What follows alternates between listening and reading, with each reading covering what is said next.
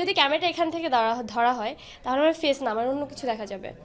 So এটার জন্য তো আমি দায়ী না। এই সময় নায়িকা পরীমণি খুব বেশি সময় না হলেও এরই মধ্যে চুক্তিবদ্ধ হয়েছে 30 ঊর্ধ্ব সিনেমায়। সেই সাথে পরীর ক্যারিয়ারে যোগ হয়েছে বেশ কিছু সমালোচনা। সেই ধারাবাহিকতায় কয়েকদিন ধরে মিডিয়ার আলোচনার বিষয় ছিল পরীমণির বিয়ে নিয়ে যমুনা টেলিভিশনের সাথে কথা বলছেন সিনেমার বেশ কিছু দিক নিয়ে, তুলে ধরেন চলচ্চিত্র জগতের পথ চলার অভিজ্ঞতা। বেশি সময় হয়নি চলচ্চিত্র পাড়ায় পরীমণির পথ চলার। এরই মধ্যে জন্ম দিয়েছেন একের পর এক গুঞ্জনের, সমালোচনার মুখে পড়েছেন বারবার। তারপরও নিজের মতো করে কাজ করে চলছেন এই নায়িকা। তবে শুরুর দিকটায় এই নায়িকাকে ভুল পথে নিয়ে গেছে অনেকে, এমনটি দাবি তার। ডিরেক্টর একটা চাওয়া থাকতো, ক্যামেরাম্যানের একটা চাওয়া থাকতো, প্রডিউসার একটা চাওয়া থাকতো, যেমন তোমাকে এটা করতে হবে, এই শটটা দিতে হবে, এই ড্রেসটা পরতে হবে। হল সম্পর্কে আমার ধারণা ছিল না, আমার দর্শক সম্পর্কে ধারণা ছিল না, সিনেমাটা কি আসলে আমি এটা বুঝতাম না, যে কারণে আমি প্রথম থেকে একটু মিসগাইড হচ্ছিলাম। সেই দিকটা আসলে ক্লিয়ার হয়ে গেছে আমার কাছে 1 বছরে। ক্যামেরার অ্যাঙ্গেল বুঝতাম না, যে ফার্স্ট টাইম আমাকে ক্যামেরাটা কোথায় ধরা হচ্ছে, যে আমি এই অ্যাঙ্গেলে দাঁড়ালে ক্যামেরাটা এভাবে দেখা যাচ্ছে, তো আমাকে অড লাগবে, দেখতে একটু অশ্লীল লাগবে। তো সে বিষয়গুলো তো আমি আসলে আমার নলেজে ছিল না। আমি সেদিক থেকে বলেছি যে ভুল ডিসিশন ছিল।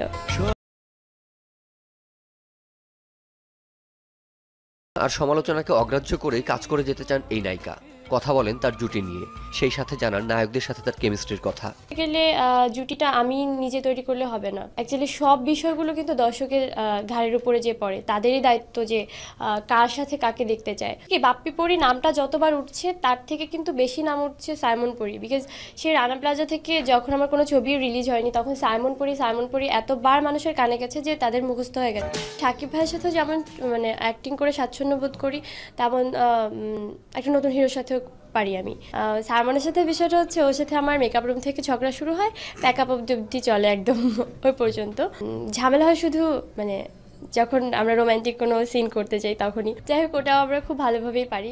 চলচ্চিত্রের মান কিংবা নায়িকাদের ভালোভাবে উপস্থাপন না করার পেছনে চিত্রগ্রাহকদের দায়ী করেন পরীমণি। ব্যাপারটা হচ্ছে, আমি সবসময় খোলাখুলি কথা বলি। বাংলাদেশ ছাড়া যতগুলো কান্ট্রির আমরা ছবিগুলো দেখি, তার মধ্যে প্রায় বিকিনি শট পরা নায়িকাদের দেখা যায়। কোথাও কি অড লেগেছে তাদেরকে দেখতে, কারণটা হচ্ছে ক্যামেরার অ্যাঙ্গেল, প্রেজেন্টেশনের ব্যাপারটা।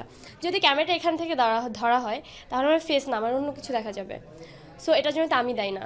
বিষয়টা হচ্ছে এখানে তো আমার মেন্টালিটি চেঞ্জ হলে তো হবে না, এদের সব কিছু একটা পুরো টিমটার আসলে ওয়ার্কিংটা চেঞ্জ করতে হবে।